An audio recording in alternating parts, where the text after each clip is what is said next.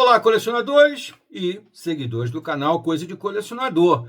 Temos uma excelente notícia, que aquela seletíssima seleção do melhor do rock erudito tem mais um grande representante, uma verdadeira ópera rock contemporânea, totalmente contemporânea. Quando eu digo contemporânea, eu estou falando da década de 20, do terceiro milênio, né? Dos anos 2000, em pleno 2023, 2024, uma banda que permanece lá nas raízes do melhor rock erudito, aquele rock repleto, recheado de cultura, de erudição, de referências históricas, de arranjos monumentais, de realmente uma produção extremamente caprichosa,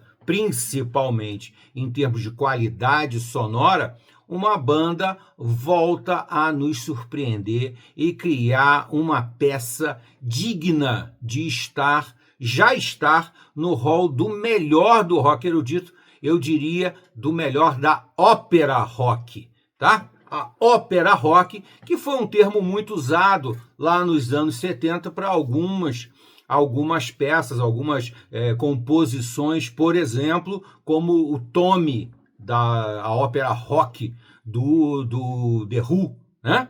Mas eu, pessoalmente, tenho um carinho mais especial ainda pelas óperas rock que construiu o Rick Wakeman, né? Que eu já falei em diversos vídeos meus, não é segredo para ninguém que eu sou um tremendo fã do Rick Wakeman, que compôs algumas das óperas rock mais importantes da história do rock, tá? Mas antes de falar dessa história toda, eu vou contar para vocês eu vou ter que pedir a vocês se inscrevam no canal e, na medida do possível, no final do vídeo, deixa o seu gostei ou não gostei. Faz parte da brincadeira. Também nos comentários, comente o que você conhece desse assunto. Eu aprendo muito com vocês, estou sempre aprendendo. Tem muito colecionador que sabe muito no Brasil e que tem muito para ensinar a todos nós, tá? Eu, humildemente, mostro a minha experiência e a minha vivência nesse mundo de rock, de quadrinhos, de cinema, de séries, de literatura, um monte de coisa legal aí que faz parte do colecionismo, né? Muito bem. Então, falando de ópera rock, eu citei inicialmente aqui o Tommy, mas depois eu comecei a falar um pouco do Rick Wakeman, que ele não só construiu óperas rock impressionantes, como é o caso do mais famoso de todos, que é o Viagem ao Centro da Terra, né? Onde ele representa em música, em sonoridade, aquela epopeia incrível que o Júlio Verne escreveu, né? O famoso Viagem ao Centro da Terra. Depois o Rick Wakeman ainda se supera e vai fazer então mais ópera rock ainda, o Rei Arthur e o Mitos e Lendas do Rei Arthur e dos Cavaleiros da Tábua Redonda, que é absolutamente espetacular, é absolutamente inesquecível, é de arrepiar quando você ouve essas duas peças maravilhosas. Mas ele nunca fica satisfeito. O Rick Wakeman me lembra muito aqueles mais poderosos pintores, né? Pintores e escultores clássicos que jamais ficavam totalmente satisfeitos com a obra, mesmo depois de ela encerrada. As obras nunca se encerravam para eles, né? Eu vou citar aqui um artista muito famoso, de história em quadrinho, um ilustrador, que é o Frank Frazetta, né? Quem conhece esse universo dos quadrinhos sabe muito bem o que representa Frank Frazetta para esse universo da arte, dos quadrinhos, né?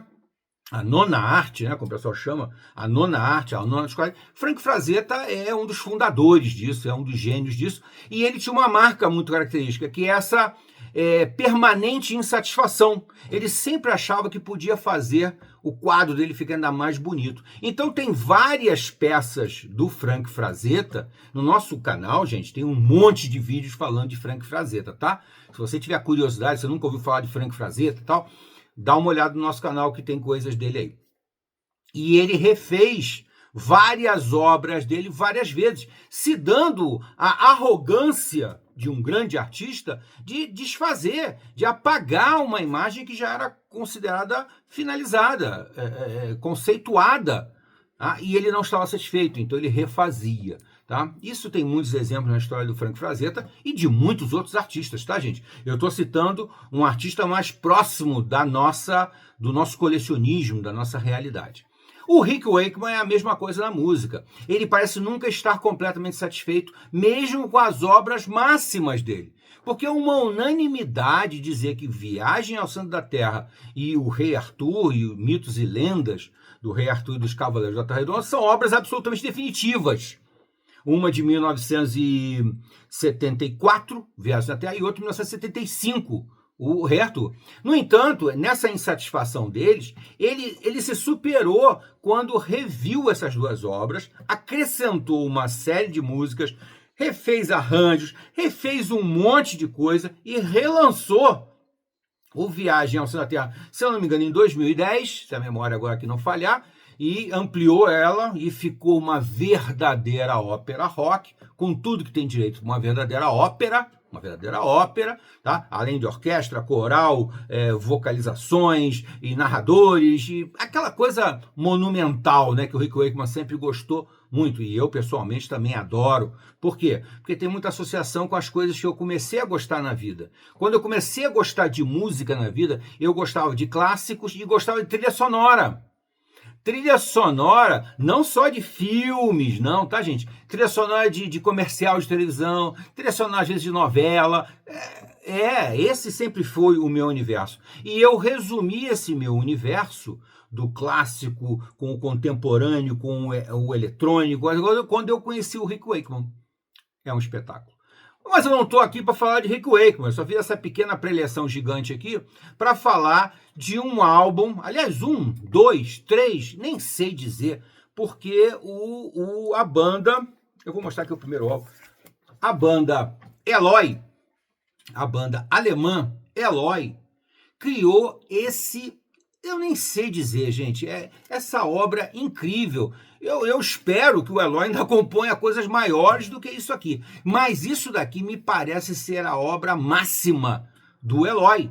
O Eloy é uma banda alemã de rock erudito, né? Lá dos anos 70, tá? Mais ou menos da mesma época dessas grandes bandas, Genesis, Pink Floyd, Yes, Emerson Lake Palmer, Rick Wakeman. Surgia essa banda aqui alemã, que nunca teve um espaço assim muito legal por causa do fato de ser uma banda alemã, né? O circuito poderoso era o circuito inglês, né, que criou todas essas bandas aí que eu acabei de citar aqui, Genesis, Pink Floyd, Emerson Lake Palmer, Yes, o que você quiser mais aí, é tudo inglês, tá? Mas o circuito alemão, como o circuito italiano também, tem coisas muito boas. E talvez um dos expoentes alemães é o Eloy. O Eloy, talvez o expoente alemão, tá? Tem muita coisa boa. Anyone's Daughter, que mais que tem? Agora a memória vai falhar, mas tem outras boas bandas alemãs, muitas bandas alemãs boas. Mas o Eloy, na minha opinião, é a apoteótica, a melhor banda alemã de rock erudito. O Eloy tem uma história muito interessante e uma das mais duradouras, porque o Eloy nunca desapareceu completamente. Ele teve alguns momentos em que ele parou de compor, tal. Ele teve um momento muito ruinzinho quando foi lá no final dos anos 80, início dos anos 90, em que eles enveredaram por um rock pop. Um rock pop. E com muita eletrônica, bateria elétrica, umas coisas bem chatas e bem ruins. Nessa fase, eu meio que abandonei o Eloy e parei de ouvir. Mas eu nunca abandonei completamente. Ainda mais agora, com esse advento maravilhoso do streaming, onde você pode ouvir qualquer coisa que você queira, né? Se a banda lançou uma música hoje mesmo você já está ouvindo a música. Se lançou um álbum, naturalmente esse álbum já está no seu streaming. E dessa forma aconteceu com o Eloy, que eu nunca abandonei completamente, eu sempre fiquei acompanhando. Eu gosto muito do Eloy lá dos anos 70, eu gosto muito do Power and the Passion, eu gosto muito do Floating, eu gosto muito do Down. São álbuns do Eloy que eu considero muito bons mesmo. E aí, Mas fui acompanhando, a fase dos anos 80 eu não gosto, anos 90 também não, mas quando chegou agora, já para 2010, mais ou menos, deixa eu ver se esse álbum, esse aqui é 2017, mas um pouco antes desse, o Eloy voltou com uma perspectiva diferente. Me parece até um certo renascimento do rock erudito, quando o Eloy começou a voltar um pouco mais para as raízes e compor umas coisas mais próximas daquilo que ele fazia nos anos 70, tá? E um dos álbuns que marca isso para mim é o álbum de 2009.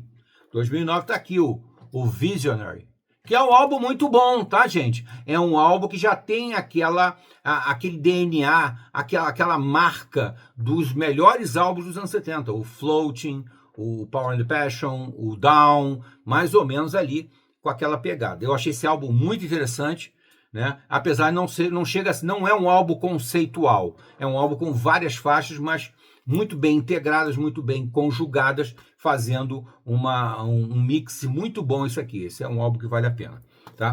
E aí veio aquele insight incrível que o Frank Bornemann, acho que é Frank Bornemann, ou Frank Bornemann, agora me esqueci o nome do líder do Eloy e compositor. E ele então ficou impressionadíssimo com a história, a biografia da Joana d'Arc. E daí ele começou a pesquisar, e como é típico do rock erudito, ele foi pesquisar, ele foi estudar, ele foi ver detalhamentos, ele foi ver muito mais da história da Joana d'Arc do que nós, pobres mortais, conhecemos simplesmente. E começou a composição. Então ele lançou em 2017 esse álbum aqui, The Vision, The Sword and the Pyre, tá? É um LP duplo, apesar de que ele não é gatefold, ou seja, ele não abre, mas ele tem 2 discos, tá? Posso até mostrar aqui para vocês. Aqui, ó. Disco 1, disco 2, tá? Mas o LP, a edição que eu tenho, é uma edição que é só um envelope, tá? Muito bem. E eu fiquei impressionadíssimo com o que ele fez aqui, muito impressionado. E ele mesmo confessou, ele compôs 4 lados aqui, ó. São 4 lados, side A, side B, side C e side D. Lado C e lado D, né? Vamos falar em português que é melhor. Lado A, lado B, lado C e lado D, 2 discos e tal. E eu fiquei impressionadíssimo com isso aqui que ele fez. Ficou muito bacana, ficou muito legal, ficou muito expressivo e com toda aquela granloquência, né? Com aqueles diálogos maravilhosos que lembram muito a origem do Eloy, mas só que dão um passo à frente. Vão para a ópera rock mesmo, vão para um disco conceitual, um disco temático, em que ele vai contar a história da Joana d'Arc. Uma característica muito típica do Rick Wakeman, quando fez, por exemplo, As 6 Esposas de Henrique VIII, Viagem ao Centro da Terra, O Rei Arthur, e etc., né? Sempre foram de um trabalho assim, muito legal. 2 anos depois desse álbum muito bom, que você pode ouvir no seu streaming, tá? Isso aqui não é só coisa de colecionador, não. Isso é coisa de qualquer um que tem curiosidade. Tá com curiosidade? Eloy, The Vision, The Sword and the Pyre, tá? O disco 1.